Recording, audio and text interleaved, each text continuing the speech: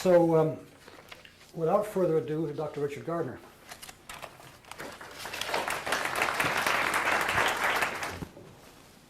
I'm very pleased to be here, gratified that with such short notice so many people have come from such distances to hear me, and I hope that what I say will leave you with the feeling that it was worth your while. Let me ask first to get a sense of the audience. How many here are lawyers? How many judges, separate from lawyers? No judges. A few judges. Okay. Psychologists, psychiatrists, social workers, mental health professionals, therapists, family counselors. Okay. Anybody I miss? Pastoral counselors, nurse practitioners. Okay, so it's mainly lawyers. Okay. You forgot victims. Oh, for the victim. Okay. I'm going to be speaking about PAS, victims of PAS indoctrinations, and I'm going to be speaking about bona fide abuse and the victims there too. Somebody else raised his or her hand about a category I missed. Okay. What I'm going to do is I'm going to give two presentations. I'm going to try to condense what took a whole morning in Detroit. The first will be on the PAS in general, and the second will be on differentiating between PAS and bona fide abuse. And that's a very important subject, becoming increasingly important. Now, with regard to my background and how I evolved into the PAS, I did my training in the late 1950s. In the early 1960s, I went into practice, and because I was a child psychiatrist, because I had some experience and interest in forensic work, I began to get referrals in child custody disputes and began working in that realm. Between the early 60s and the early 1980s, I did a lot of work in standard custody disputes. But in the early 1980s, I began to see a new phenomenon. I began to see children who I initially thought were programmed. They were embarking upon campaigns of denigration, and usually, more often than not, it was the mother who was winding the kid up against the father. And my original thoughts were that this was probably programming and that the parent was trying to strengthen his or her position in the custody dispute.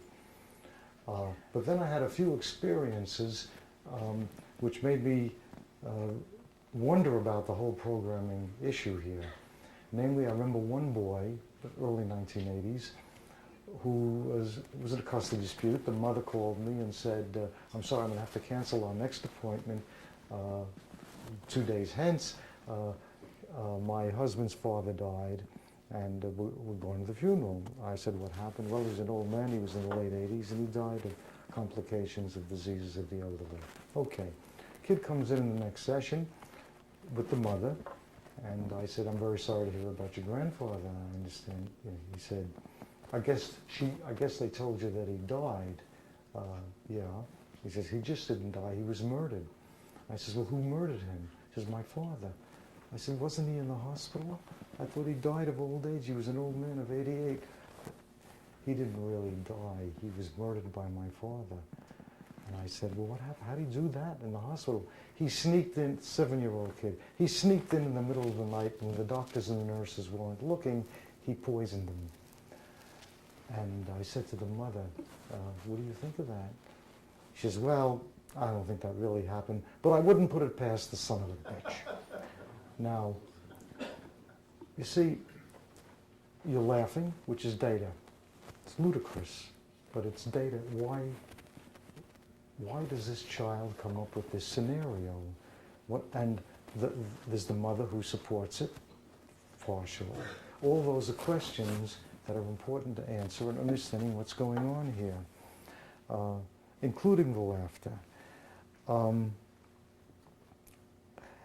I then began to appreciate that PAS was not simple. I didn't call it PAS then. I wasn't dealing then with simple programming, that the child was jumping on the alienator's bandwagon and incorporating scenarios of his or her own which complemented those of the programmer. So that I decided I couldn't call this phenomenon a programming or brainwashing, but I had to give it a name that would encompass both of these contributions, and I introduced the term parental alienation syndrome, and made it very clear at the outset that it's the combination of the two factors. Later on, I'll tell you what I've come to learn about why the child contributes. Now, I use the term syndrome also. By definition, the syndrome in medicine is a cluster of symptoms that warrant being given a name or a rubric under which these various symptoms are subsumed, because even though they are seemingly disparate, there's a common cause, there's a common etiology, there's something that pulls them together. They're not just randomly selected and clustered together. Down syndrome would be an example. So you have mental retardation, you have a facial, your drooping lip, you have a facial expression which resembles an Asian person, thus the Mongoloid term. They used to be called Mongoloid idiots, things like that, at a time when idiot was not a pejorative term. And they also have certain configurations of the hand and the creases of the hand, shortness of the fingers, and other symptoms which don't appear to come together. What kind of a cluster is that? But we know now that there's a certain genetic defect that is the cause of all of these seemingly disparate symptoms. Now, PAS warrants the term, the rubric syndrome, because consistently and repeatedly you do have what came out to be approximately 8 symptoms. And what I'd like to do, and I'm going to use as the basis of my presentation this handout, two-sided. The first is differential diagnosis of the 3 types of parental alienation syndrome. Now, so on the side that has diagnosis, the primary symptomatic manifestations. The first is the campaign of denigration. So the child is preoccupied with a campaign of denigrating the alienated parent. The terms I'm going to be using now, and with rare exception, and I use this in my latest edition of the PAS book, I call the alienating parent, in order to avoid the problems of being labeled a sexist, because more often the mothers and the fathers are the alienators, and if one says the mother, you get criticized. Anyway, there were fathers, 10-15% of cases in my experience, the father's the primary alienator and the mother is the victim. So I refer to the alienating parent, the programming parent, the PAS-inducing parent, the alienator, and then the parent who is the victim I refer to as the alienated parent, the victimized parent, the targeted parent, the target parent, the deprecated, the denigrated parent. Those are some of the common terms that seem to be coming out in the literature to refer to the 2 parents. So that you have the campaign of denigration. I hate them generally in a situation where the victimized parent has not abused the child and is in no way, it isn't a justifiable campaign of hatred. It's not that the person may be winning Parent of the Year awards, but generally prior to the onset of the syndrome, the parent has been reasonably good, devoted, and dedicated, and not someone who suddenly overnight warrants this barrage of denigration. By the way, by definition, it is a syndrome that arises in the context of a child custody dispute. I have not seen it elsewhere. If we are talking about denigration in other situations, generally the PAS is not applicable. And it is not an applicable diagnosis when there is bona fide abuse. When there is bona fide abuse, then the alienation or neglect, the alienation is warranted and the PAS diagnosis is not applicable. Now it's not so simple. Sometimes you have a little bit of abuse and you have that contaminating, but we'll talk about the pure type first, and then in the second presentation talk about how things become more complicated. The usual story of the expansion of human knowledge. So you have the campaign, you have the weak, frivolous, or absurd rationalizations for the deprecation. Why do you hate your father? I just hate him, I hate him, I hate him. Well, you know, if you hate somebody, you have a reason why. I can't think of it, I'll tell you next time. Well, we got time, please, take your time with him. Well, when I used to live in the house, he used to chew too loud. I said, is that a reason to hate him? Yeah, I hate him, he chews too loud. And any other reason why? He used to say to me, don't interrupt. You know, well, every parent in the history of the world says don't interrupt from time. Yeah, but he said it too much. And a whole series of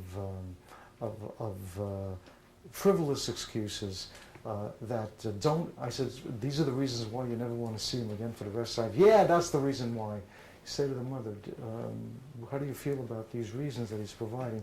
I respect my child. If that's the way he feels, I respect it. So you get the reflex support of the allegation, no matter how preposterous. You get lack of ambivalence. You ask any child, I want to talk about your mom and your dad. I want you to make a list of all the things about your mom you like, things about your mom you don't like, things about your dad you like, things about your dad you don't like. And you'll get that with normal, healthy children. You'll get that with children with a wide variety of any other kinds of psychopathology you might see. These children, it's different. The mom, there's only positives. Or the alienator, there's only positive, no negatives. Would you mean to say in your whole life your mother never did anything you didn't like? No, never, never once. In your whole life, never. She never said to you, you got to turn off the television, go to bed. No, never. She ever said, you got to, before you can watch television, you got to do your homework. No, no, no, no. She lets me do everything I want. The father, no positives. Can't think of one thing. In your all 9 years of life, your father never did anything that you liked? Never, never once. Well, what about I got these pictures of Disneyland here? You seem to be having a good time. You have smiles on your faces. There's you and Donald Duck. He told me that if I didn't smile, he'd beat me. I hated every minute of that vacation. I only went because he made me go. So there's, you know, history is rewritten in the service of keeping the campaign. And then, so there's only negatives, and then there's no positives about the father. And this lack of ambivalence is one of the symptoms. The independent thinker phenomenon. The child professes that these ideas are his or her own, and that there's a denial of any influence. And this comes as part of the programming, where the mother will say those are his own ideas. By the way, every vignette comes from my own experiences. I'm not creative enough to think these things up. The book has hundreds of them, hundreds and hundreds, and I really couldn't have created them. Some of them are so ingenious. Now you tell me the truth. Mother says, Mother, do you want to see your father? No. If you don't want to see your father, you just tell me, and you just say it. And I'll protect you from seeing him if you don't want to see him. If I have to go to my lawyer in order to give you protection, we will get you the protection from him. If we have to go to the Supreme Court of the United States to protect you from seeing him, we will do so. Now tell me, do you want to see your father? No, I don't want to see him. See, doctor, he doesn't want to see his father, and it came right out of his own mouth. This is the independent thinker. And then the child would say, I don't want to see my father. And he's picked up the message. Also, there are other messages that he is so dangerous that you need protection from him. We may have to get lawyers. We may have to go to the Supreme Court of the U.S. in order to protect you from seeing him. The kids then profess it to be their own, but it's because, of course, the alienator wants that. So any interrogator, any evaluator says, are you getting these ideas from somewhere else? The kid can be counted upon to claim and protect the alienator from the criticism of the evaluator. Reflexive support of the alienating parent in the parental conflict. No matter how compelling the evidence that the alienated parent is at fault and has the criticism is unwarranted, the reflexive support of the alienator. Why don't you want to see your father? Why do you hate him? So he beat my mother. Did you ever see him beat your mother? No. Did you ever hear him beat your mother? No, I don't think so. I once heard some noises and I don't know. Well, how do you know he beats her? My mommy said that he beats her.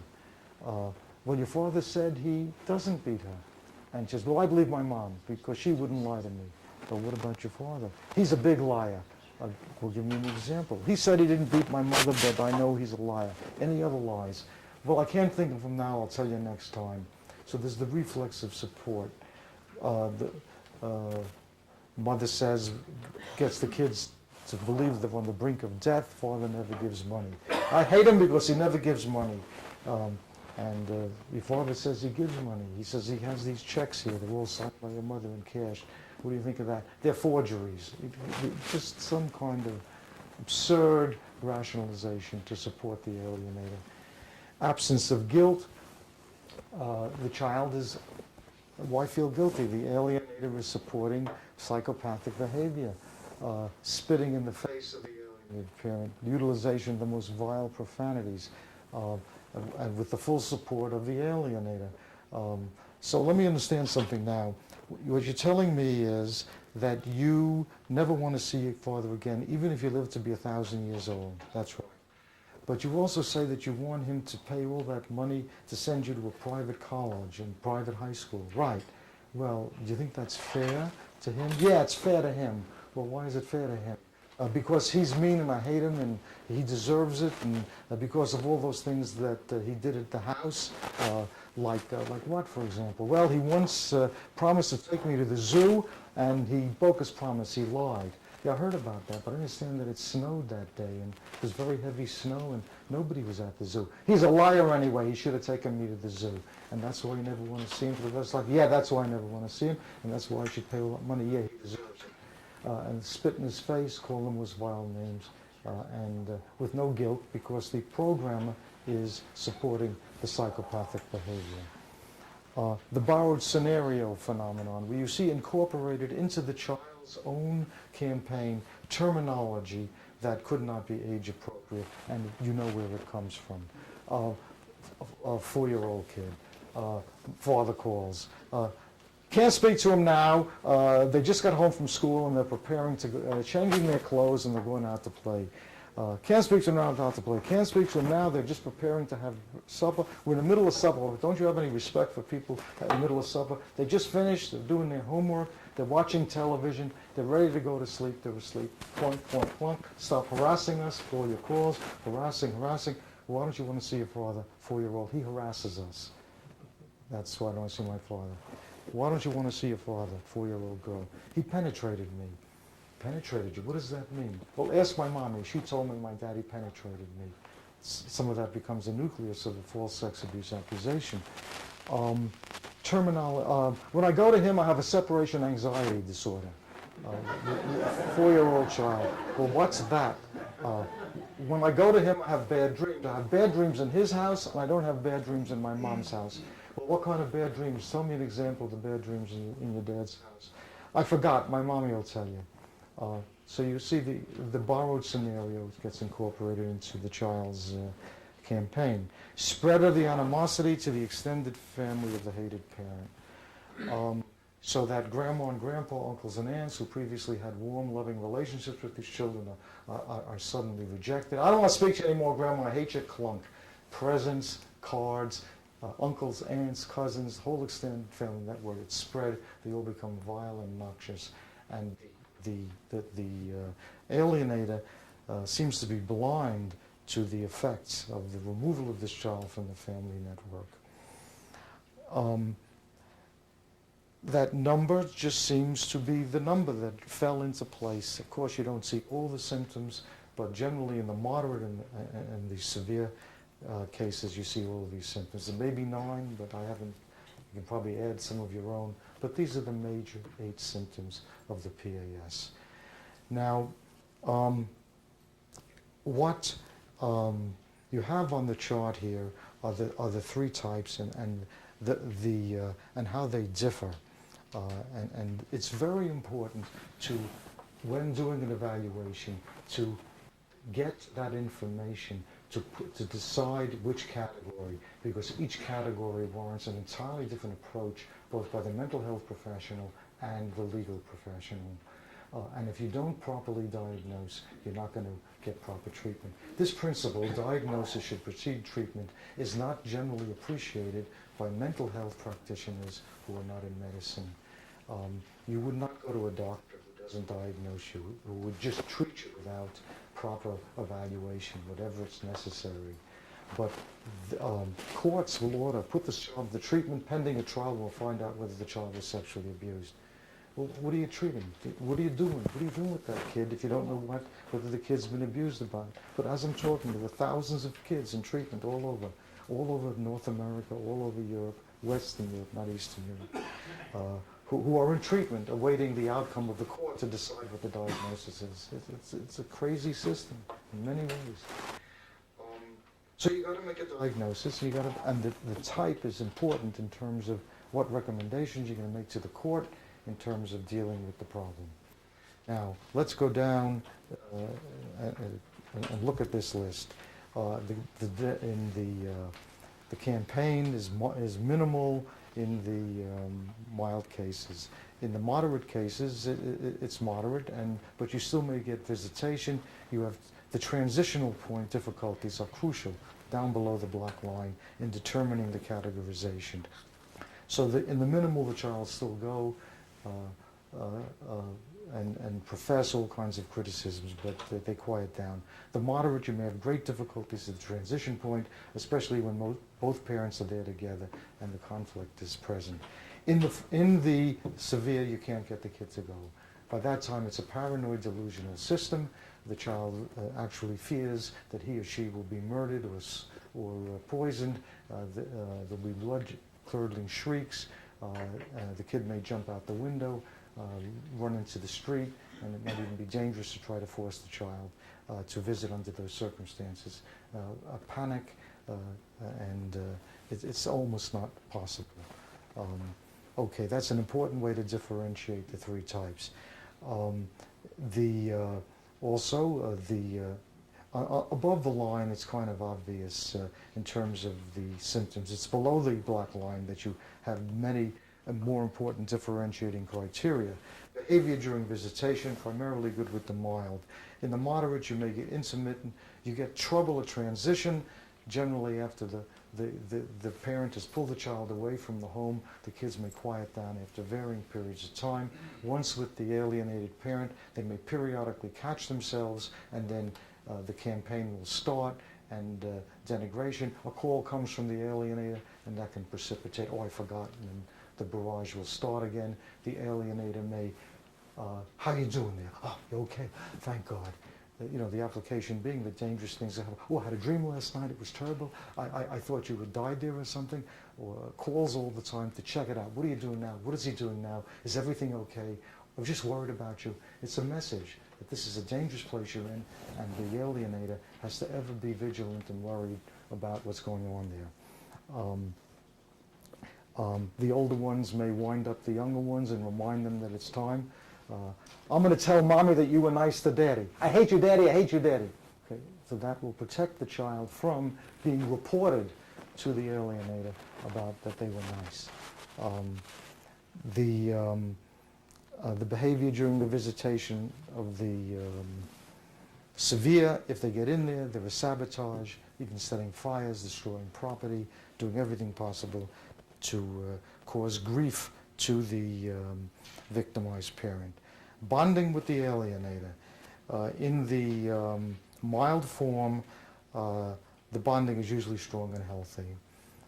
In the moderate form, it's generally strong. It's mildly to moderately pathological, but it's still usually pretty strong. With the alienator, in the severe form, the bonding is usually very sick. There's a very strong pathological bond, sometimes referred to by a term introduced into psychiatry in the 19th century, folie à deux, folly or silliness or craziness for two.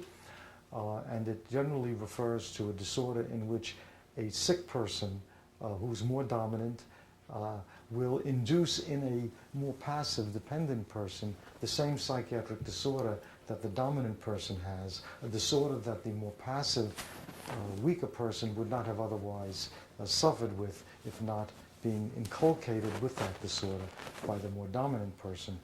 The PAS is an example of a folie à deux, and the DSM-4 diagnosis of shared psychotic disorder is applicable. In courts of law, because PAS is not in DSM-4 yet, one runs into trouble. This is soon not going to be as big a problem. In your folder, what happened to my, in the folder, Mr. Linda made reference to these documents, but I want to elaborate upon them for those of you who are involved in lawsuits involving PAS, in which the opposing attorney will argue that PAS doesn't exist because it's not in DSM-4. That's like arguing in 1981 that AIDS doesn't exist because it wasn't in the medical textbooks yet. It takes a few years, and DSM-4 requires a body of literature, peer-reviewed journals, etc., in order to consider it. The DSM people are going to start meeting again in the year 2000, and the projected date of the next DSM issue is probably 2004 or thereabout. In 1991 and 2, when DSM-4 was being prepared, there were not enough articles in the literature for me to approach the committee and get serious attention. This is going to be very different in the year 2000, because this is being updated practically every week on my website, and I can give you that. It's www for the updates for legal purposes for those who may say it doesn't exist. I'll give you the website in a minute. What you have here is the articles in peer-reviewed journals on the PAS. Now, the first few pages refer to the common criticisms made. It doesn't exist, not DSM-4, things of this sort. All the arguments about it are dealt with in that initial material. Then you go down, you have articles of mine in peer-reviewed journals on PAS, and then you have articles, a whole series of articles by others that are primarily on the PAS, and then articles that deal, so much so that the name is in the title, and then articles on the PAS, in which it's primarily focused on, but not in the name. Then you have other references to it. And then you have, in another document, citations in various rulings in which both in the US, Canada, and now I'm getting some from Europe, in which the PAS is recognized by the court. So this is extremely important. There's another document on my articles on sex abuse accusations, similar use for peer-reviewed publications. We're going to have after I finish speaking, we're going to have a short break, and then I'm here for the rest of the evening for sandwiches, for questions after the sandwiches. For sandwiches, too. I haven't eaten very much today, so you understand that slip. Now, the other differentiating criteria, the bonding with the alienated parent, the bottom one, it's usually strong and healthy, minimally pathological, also in the moderate, also in the severe. That person does not deserve to be treated so badly. There is a good bonding. Now, those are the three types. Now, let me give you my theory now as to what happened with PAS. Why did it appear in the 1980s? Why didn't I see it for 20 years? And what happened? Here's my best understanding. You know, and I've been in the field since the early 60s in actual clinical practice with these cases. What happened as I see it is that prior to the late 60s and early 70s, courts generally utilized the, I can't remember the name anymore, the tender years presumption as the dictum under which the custody decisions were made, and that the general assumption was made that the mother is basically superior, genetically, biologically superior to the father as a child rearer. And that prior to the late 60s and early 70s, the only way a father could hope to get custody was to provide compelling proof to the court that the mother was seriously deficient, that she was a drug addict, an alcoholic, promiscuous to the point of bringing men into the house, things of this sort. Now, in the late 60s and the early 70s, men said, hey, wait a minute, wait. You're calling us male chauvinist pigs all the time. 10 years presumption is intrinsically sexist. Why should a woman, by virtue of the fact that she's female, automatically be considered the preferential parent? This is sexist, and we want this whole thing reconsidered. It was reconsidered, and we see a shift to what came to be known as the best interest of the child presumption, replacing the 10 years presumption. Best interest of the child presumption says absolutely nothing. It's a total waste of words. Everybody waves that banner. The mother, the father, the lawyers, the judge, the appeals court, everybody is genuflecting to what is in the best interest of the child. No one is saying, there's one thing I hate is kids, and I'm against their best interests. You know what I mean? So, and you can add to that old people and cripples and sick individuals as well. You know, so everybody is for the best interest of the child.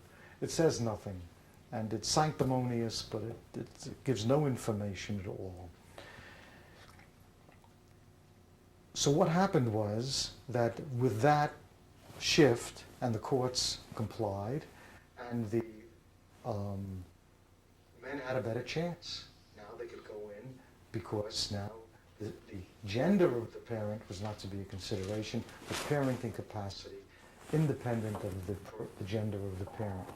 And then you had a burgeoning of custody litigation. Men now had a chance, and then what happened was the stakes are higher now for the women, and then they began programming. And then men learned too that both are programming. And the question is, if both are programming, why should the child jump on the bandwagon of the mother as opposed to the father? And my answer is that the mother is the one with whom the child is more closely, strongly bonded. More often than not, she's been the primary caretaker, and she's been the one with whom the children were bonded, and they want to jump on mom's bandwagon in order to preserve that relationship under the threat of the disruption of that in the custody litigation.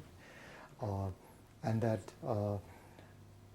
in those cases in which the father was the preferred parent, sometimes he was the one with whom the children were more strongly bonded, or he was able to override the mother's bonding with power, money factor. He's got a swimming pool, she doesn't. He can hire lawyers who are more effective, more expensive, and mother was in a weaker position financially, and overriding the mother's stronger bonding, and what needed a stronger campaign over a longer time in order to prevail. The introduction of the joint custodial concept, shared parenting, what's this business? One parent's the primary parent, the other secondary. This is the doling out a few hours on weekends. Let's shared parenting, joint custody, equal time, eroded further the mother's position, and then intensified even more strongly the need to program, producing in me a feeling for many of these women that more to be pitied than scorned. They have been shortchanged by misguided egalitarianism. If women came to me, and they didn't, in the early 1970s and wanted my opinion on the new egalitarianism, I would say to them this: there are differences. Not everything is equal. Cancer of the ovaries is more common in women than men. Cancer of the testicles is more common in men. Cancer of the breast is more common in women. What you should be doing is saying this: what we're talking about here is bonding. That's the issue, bonding. The parent with whom the child is more closely bonded should be the parent who is given primary custodial preference in the custody dispute. The result of this is the three-step principle presumption. The best interests of the tender years presumption should have been replaced by what I refer to as the stronger, healthier psychological bond presumption, not the best interests of the child presumption, which gives no information at all. The stronger, healthy psychological presumption is three steps. Number one, preference should be given to that parent, regardless of gender, with whom the child has the stronger, healthier, not sicker, stronger, healthier psychological bond. Step two, that parent who was the primary caretaker, that parent, regardless of gender, who was the primary caretaker during the earliest years of the child's life, is more likely to have developed the stronger, healthier psychological bond. Step three, the longer the time gap between the early years and the time of the evaluation decision, the greater the likelihood other factors will prevail that may tip the balance in either direction. If that presumption were introduced in the late 70s, early 80s, when all this happened, I wouldn't be here talking about PAS. It is a preventable disease as much as any disease that can be prevented with a vaccine like polio. It's preventable if that were the principle, we can turn it around and turn around the epidemic by utilizing that principle.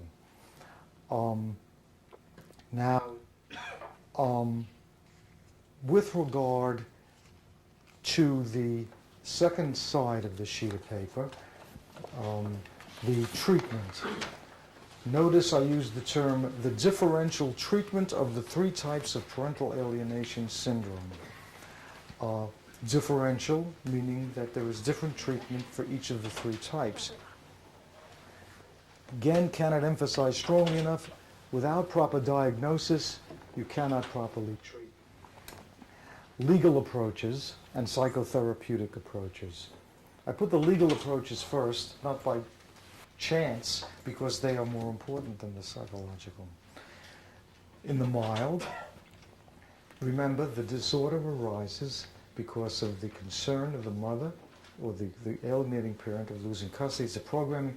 The court ruling that primary custody still remains with the alienating parent, who was the one with whom the child had the stronger bonding anyway, will generally cure it. In most cases, there's no need for the programming, there's no need for the child to have the campaign. The child, rest assured, you're going to stay with the alienating parent, usually the mother, and that's that. And no therapy is usually warranted. Moderate. Now things become more complex. Plan A and Plan B. Plan A, a court ruling that primary custody shall remain with the alienating parent. Part 2, court appointment of a PAS therapist, asterisk, as described in my book. This is not a case for any old therapist. This is not a situation where the traditional approach, Mr. and Mrs. Nice Guy, the nice woman, applies. This is one of the biggest problems we have with psychiatrists, and psychologists, and social workers involved in therapy. Insight, tenderness, sympathy, empathy have no place in the treatment of PAS, or have little place. I'm Mr. Good Guy, you know, I'm a psychoanalyst. I'm very sympathetic and understanding and tender and patient and all that stuff. I've been doing it many years and I still do it. Fine. That's a good medicine for people who are in psychotherapy for the wide variety of psychiatric disorders. But you would not want to go to a doctor who gives every patient the same medicine. Something's fluky, something's wrong. Some people need different treatment from others. Here you need a therapist who is hard-nosed, who is comfortable with authoritarian, dictatorial procedures, who has the authority of the court to, and is court appointed, and hopefully the court will give up some of its power and designate and give and empower that therapist out there to modify, to expand or contract the visitation in order to protect the children from exposure to the indoctrinations, who can have the power to stop the telephone communications as warranted, to reduce opportunities for indoctrination, and who is comfortable with that role, who's going to call the shots as he sees them, is not going to be neutral and not hurt anybody's feelings. That's what people do in other branches of treatment, has no place. The problem, one of the problems, is getting such a therapist. I have to date testified in approximately 30 different states in the US and in a few of the provinces up here. And often at the end I'm asked, can you please help us then find a therapist? It's very difficult.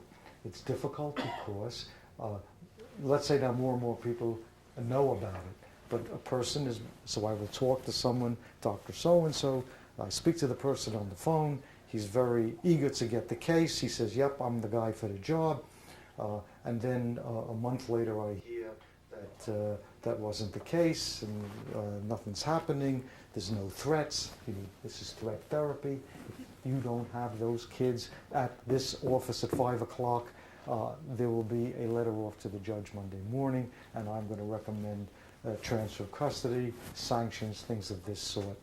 And if you're not comfortable doing that, then you shouldn't be doing PAS therapy, and that's a real problem. Now, number 3 there is sanctions, and this is the second problem. The courts. Courts are very reluctant to come down heavily on these mothers, and it's unfortunate. And I say to courts, use the same principle as you do with fathers who are reneging on their financial obligations. The same principles, exact same thing. To rob your family of money is a form of abuse when you have it, and to induce a PAS in a child is a form of abuse. It can destroy the bonding forever, for life. This business of wait, when they're older they'll understand and then they'll come around. Bullshit, it doesn't happen. I've never seen it happen. You can't take away ages 8 to 18 and then, oh, I realized my mom really shortchanged me then. Yeah, you're my father. Right. Remember you took me to the circus once? Yeah. How much mileage are you going to get out of that with a 10-year hiatus? Relationships build on foundations. You have nothing left. You're like strangers. It's an alumni meeting, 25 years after graduation. Hi, I remember you. 5 minutes later, you're out of conversation. You're in different paths. Where have you been? That's the way it is. So that you've got to have teeth. The court has to be able to say to the alienator, if you don't cut this out, there's going to be sanctions. And what can they be? There can be money, but that's hard because in most cases the children will suffer. House arrest, a wonderful invention. They do it weekends for men who renege. You got to go into your home at 5:30 after work on Friday, and you stay with them Monday morning when you go to work. That's the first level. If you found out, you're in contempt of court, into general regular jail you go. If it's you can upgrade it. You could have random telephone calls 24 hours a day. If you're not there, you're in contempt of court. You can have electronic anklets which communicate with the police station, and you got to stay in the house arrest, or a day or two in jail. There's a judge in California who said to me personally, I can cure PAS, 2 days in jail, it's cured. And 2 days in jail will cure PAS, better than any professor of psychiatry, no question about it. There's one case in Colorado, they put an 8-year-old kid in jail, and that cured his PAS.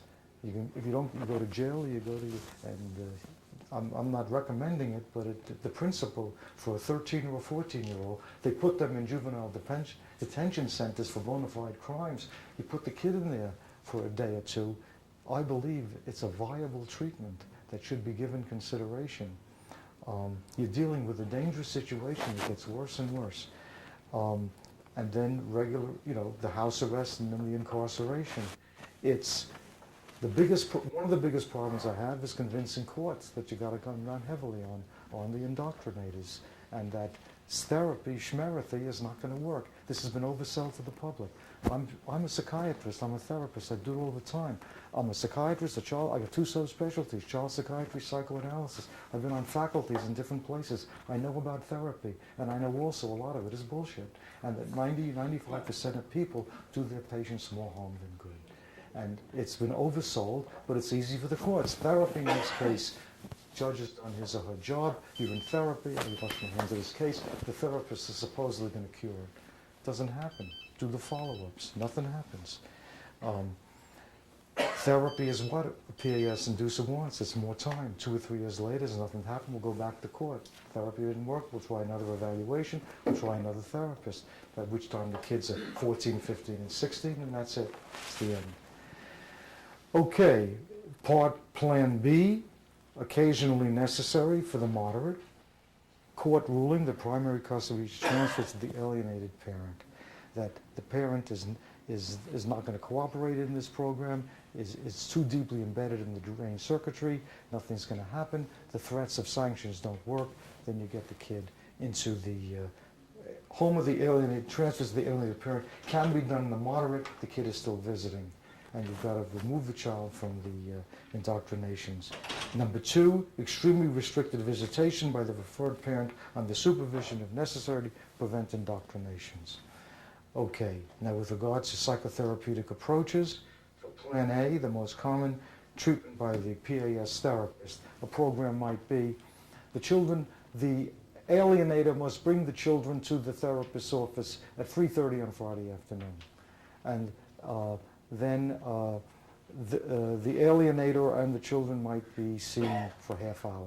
Alienator must leave, not in the waiting room, not in the parking lot, but you go home or you go X number of miles away. And if you are seen in those sites, contempt of court sanctions, because the kids are not going to be free knowing the alienator is in the next room, in the waiting room, in the parking lot. Then half hour with the kids alone, and then alienated comes in for the 3rd half hour, and then you talk physical experience of being with that person, then they go home. And then that kind of thing. Part B, occasionally necessary, monitor transitional program. Now the transitional program is, I'll elaborate a little bit on in the severe cases. Legal approaches. For the severe cases, court order transfer primary custody alienated parent in most cases. This applies to about 5 to 10% of the cases that I've seen in my experience. Most of them are in the mild to severe, but 5 to 10% are the severe, and they, as long as you leave the kid in the home of the alienator, that's it. Forget it. It's terminal cancer. Metastases all over the body, nothing's going to happen. And if the court is going to say, well, we can't get the kid into the home of the alienated parent, then we can do nothing. Then you're going to let the kid rot and die, because that's what's going to happen. And you've got to get the kid out, and this has to be a transitional site. There's a case now in Queens, which will probably, hopefully, break some ground here. It's where the judge took the child, in Queens in New York City, took the child out of the home of the alienating mother and put the child first temporarily in a foster home pending placement in the home of an aunt, and with restriction of the mother, and then the father then visited this transitional site. The mother couldn't stay away. It was in all the papers.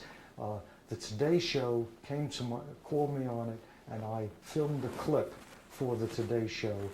And the case is going to trial, they tell me now, August 24th in New York, and the Today Show may then do a piece on this. I'll be very pleased if they do it, because you don't, 2 hours of interviewing and they get 30 seconds. But at any rate, it'll bring international attention to this particular case, where the judge did what was necessary in this case. people are screaming, you took the child away from the mother, you put a child in a foster home, we have two parents, and there has to be a precedent, there has to be more and more acceptability to this kind of thing in the severe cases. Now, the transitional site program, it's elaborated upon, time doesn't permit me, the PAS book has it elaborated, the different kinds of restricted environments, the control, the monitoring of the alienator to protect the children from the indoctrinations. And then the therapist monitored transitional site program. All right, that is basically the key words for my presentation on the PAS. Now, I know you have questions, but as I said, we will have lots of time for questions. I want to now go on to the second presentation on bona fide abuse and differentiating between bona fide abuse and PAS.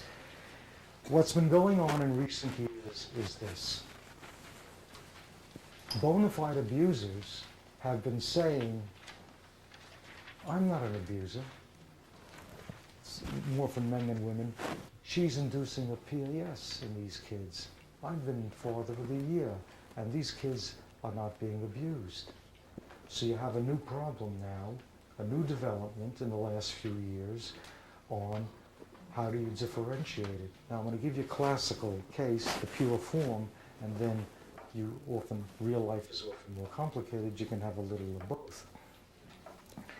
In the new book, I have a whole chapter on differentiating between PAS and bona fide abuse. Now, what I do is,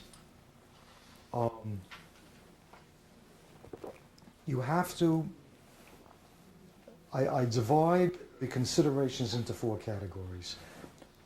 For the children first, and then for the parents. With regard to the children, you have to evaluate the children for PAS. Do they have the symptoms of the PAS, the 8 symptoms that I've described? Are they PAS kids? PAS kids look very different from abused kids. Kids who have bona fide abuse have different symptoms. It's a different disease. It's a different collection of symptoms, and they look different. But you have to do an evaluation to see what the kids look like. So that when I use the term abuse here, I'm referring primarily to physical abuse and emotional abuse, psychological abuse. I'm not referring to sexual abuse. That's another category which has its own collection of symptoms. But it includes parents who are menacing, threatening, hovering, intimidating, and all that involves physical and emotional abuse. So some of the more common symptoms of abuse, physical abuse and emotional abuse, is you have preoccupation with the trauma, that you've been traumatized, that you're beaten 3-4 times a week. You sit in school and you're thinking of going home and you're afraid that you're going to get beaten again and humiliated. It's a traumatic experience which engenders preoccupation. The PAS children don't have these symptoms. Again, I'm giving the full-blown picture. Some of these are symptoms you see in the PTSD, the post-traumatic stress disorder. They are traumatized children. Episodic reliving in flashbacks, so that if the child walks down the street and sees someone who looks like the abuser, there's a sudden strong emotional reaction, and you start reliving the experiences, like the Vietnam veteran who passes a movie and he sees a combat scene depicting the movie playing therein. Dissociation. I don't want to go into it. It's a complicated thing. But you basically, it's a brain blitz where you lose perception, and anyway, depersonalization. You get use of play, recreational desensitization in fantasy play to rework the trauma. An example would be a child's parent dies, a father of 38 suddenly dies, and of a heart attack. Everybody's going bonkers. Kids come home from the funeral, they're playing funeral. Mother, playing funeral? What kind of a game is that, playing funeral? They're desensitizing themselves to the trauma. It's called a game because we give that label to it, but actually it's a way of desensitizing oneself by reliving and reworking and accepting it and resigning oneself to it. And we all do that with any trauma. You're in an accident and your brain is filled with it and you're preoccupied, you're obsessed with it. Every friend you speak to, you call to, you speak about it. As time, death, the same kind of thing. Then as time goes on, you go back to the world that you were in.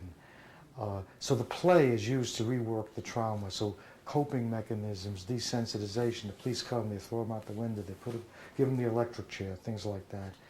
Trauma-specific dreams, not any old nightmare, but dreams that specifically deal with the trauma, depicted as such, or closely symbolic of the trauma, not some kind of a strange classical Freudian interpretation, but the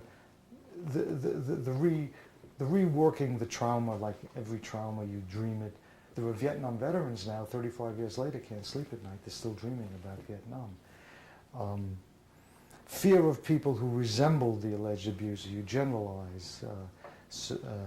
Hypervigilance, startle reactions, you jump around, every little noise, you're alerted, you're thinking. An approach by a friendly person is flinching. Flinching is an important sign of bona fide abuse. Running away from home, from the site of the abuse. Pessimism about the future. What do you want to be when you grow up? I don't think I'm going to grow up. I'm not going to live that long. They're depressed. They're pessimistic about the future. This is the picture of the full-blown classical abused child, physically abused, emotionally abused. They're withdrawn. They have little pleasure in life. Now, full-blown picture. When you go to your doctor and let's say you have chest pain, so he examines you. He does tests, cardiogram, what have you. He has learned in medical school what the classical picture looks like for a wide variety of diseases of the heart.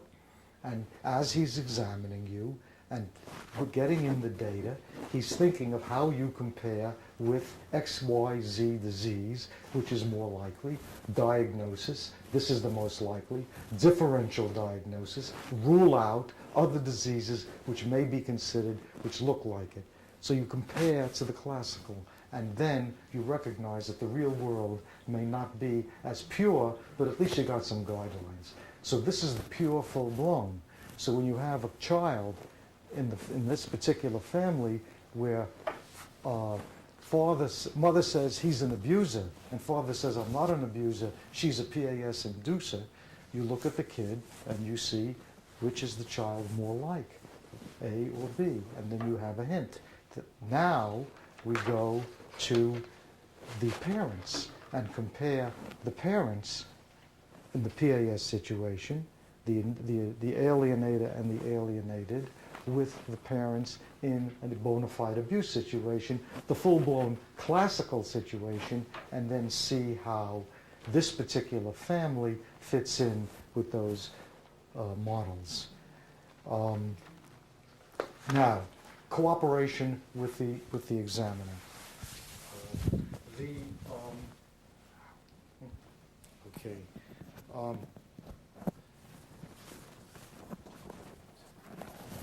Generally, in a PAS situation, the inducer, the indoctrinator, is generally uncooperative, is not pleased about the appointment of a court-appointed, impartial, independent examiner, fights tooth and nail, whereas the victim can't wait to get into the office of especially a court-appointed independent or an expert who's going to see all parties.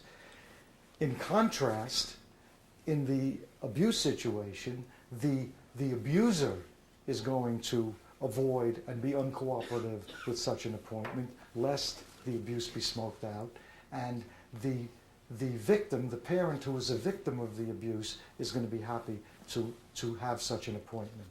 So that gives you some information as to who is, whether it's an abuser situation or a PAS. Now,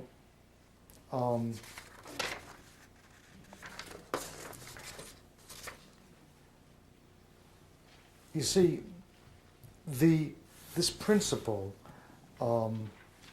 is very important in terms of the single family and deciding whether it's an abuser or not. Credibility of the parents would be another differentiating criteria. An inducer is often a liar, and you will pick up the deceits. Some of them are conscious, deliberate lies in some of the indoctrinations. They know it didn't happen. Yes, when he was in college, he used marijuana on 3 occasions for recreational purposes to see what it was like. He becomes now a drug abuser, knowing that this is not the case. Let's play a funny trick on Daddy, says Mom to a 7-year-old. Let's go into the police station and you tell them that Daddy played with your penis. That'll be a funny joke. True story. Destroyed the man's life. Gangbusters came in, and that was the end of him. That's conscious and deliberate deceit. There's an old legal principle from Roman law: falsus in uno, falsus in omnibus, false in one, false in all.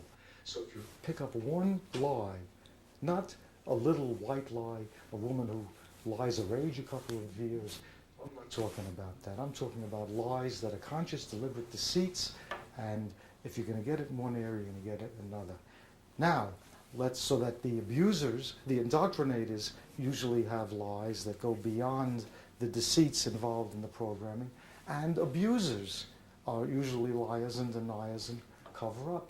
So if you do massive statistical studies, you'll find, let's say, 80-90% of PAS indoctrinators are liars and psychopathic of somewhat, and let's say 80-90% of abusers are liars. So the statistics from the literature do you no good. But this one family, you forget all the statistics. This one family, which one is the liar? And the one who's a liar is more likely to be either the PAS indoctrinator or the abuser. Very important principle. Lawyers are always saying to me, you want articles in literature, show me this, show me that. I said, every article I can show you that says this, I'll find you another article to show you that. Forget it. Let's talk about this family. And I very rarely refer to the scientific literature, which presumably gives you clout in courts of law, but it's a misuse in psychology. We're not talking about chemistry and physics, mathematics, where you have more compelling evidence for what you have to say. Okay. You want to look for the programming. The programmer in a PAS has to be ever vigilant to make sure that the indoctrinations are remembered. It's an ongoing process because the kid's going to forget his lines, and you've got to keep reminding them because some of these things never happen. So in Joyce sessions, you see side glancing, and you see the kid having to rely upon the programmer to keep the story straight. In contrast, in bona fide abuse, these kids don't need to be reminded. They don't need hints. They don't need to have side glances to the, let's say, to the mother who is claiming the abuse, and the kids don't need the side glancing. It's another differentiating criterion in the joint interview.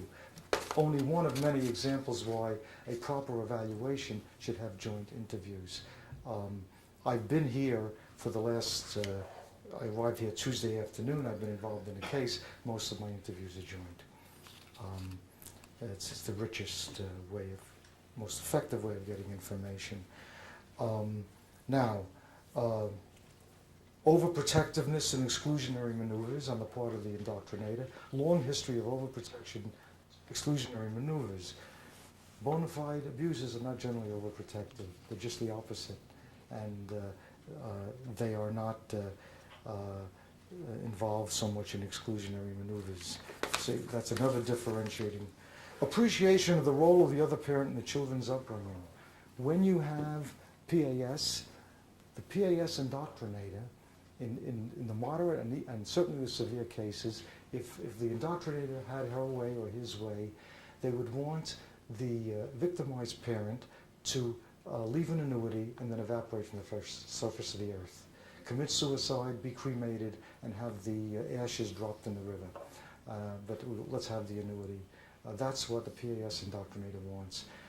In contrast, the accusing parent in a bona fide abuse will recognize that this is the father, and that although there's some abuse, there's the hope he'll change. We need the money. We need him there. I'd rather not be alone.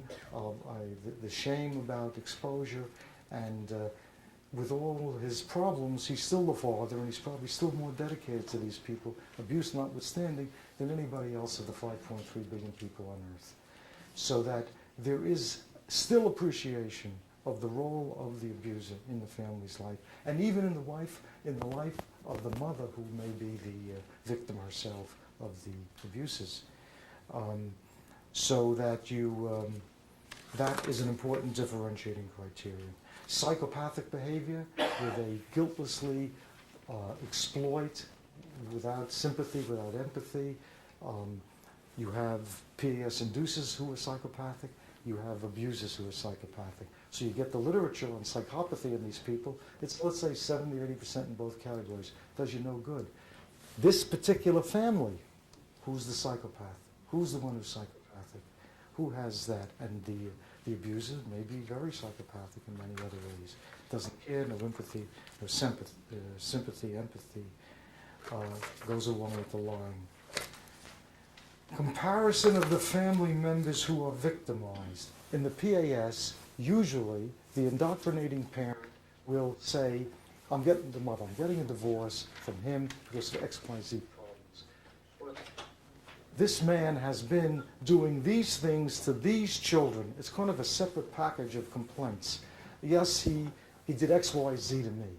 He gambled, he drank, he ran around, but in the abuse goes down both generations. The abuse, he beat me, and then when these kids got to be age 3, 4, 5, he started beating them maybe earlier. So you have, in the PAS, he seems to be all right up until the day that the children learned about the separation. Then he suddenly became a terrible father, a father who the children have every justification for hating. So you go back and find out when the complaints began. And if they began soon after the onset of the litigation, it argues more for a PAS, where if it's a lifelong history, and if the complainant is similarly a victim and has been suffering all those years, then that argues for PAS. Look for the family history. Abuse generally goes down generations. The abuser generally has parents. An abusing man has a father who abuses mother, and uncles and aunts, and grandfathers and grandparents. As far back as anybody knows. It's the modus vivendi of the family. You're upset with someone, you beat them up. There's no other way. And the women may view that as that's the way life is. Everybody does it. That's the view. So you have a family history of abuse. In the PAS man, the victim, generally is not a family history of abuse by him and him abusing others. You compare the concern for the physical well-being of the family. The PAS victim usually is a hardworking man, he's giving money, and he is concerned with the support of his family. In contrast, the abusing man generally has other priorities, drinking, gambling, running around, not caring for the family so much. His own needs and self-serving attitude is opposite from the sacrificial attitude of the classical PAS victim. Hostile personality pattern. The PAS victim generally doesn't have a hostile personality problem, isn't a beater, isn't a furniture breaker, isn't a guy who gets into quick fights with people, altercations in the workplace of a physical nature, a history of arrest for this kind of thing. The abuser will have it. Paranoia, you'll get paranoia in the extreme cases of the PAS. You'll have paranoids who are abusers. They're very angry people, they beat people up, they think the world's against them, they beat up their family. The statistics do you no good. But in this particular family, you find out who's paranoid. Don't use the MMPI so much, because in most cases of prolonged litigation, everybody gets a little paranoid. It's a very poor, and everybody gets a little psychopathic. They are plotting against you, and they are telling you to use various kinds of devious maneuvers. After a couple of years litigation, you'll get those elevations. But you want to use more clinical and sensitive. In the new book, I have a chapter which is called Hysteria, Psychopathy, or Paranoia and Psychopathy. Big chapter. You cannot properly understand PAS unless you have an in-depth understanding of hysteria, paranoia, and psychopathy, because they play a role very intimately in it. Okay, so what did I speak about? An hour and a half or something like that? Anyway, the program is we're going to have some sandwiches now. Let's and break, then we'll break for 15 minutes. There's food here. If you want to stick around, and then please do. we'll have one. By the way, please, I know you have questions. I'll be very happy to answer them. Please don't ask me questions about a case you have, about a personal situation. Obviously, I can't do justice to it. So ask me general questions about this, and I'll be very happy to tell you what I know. So,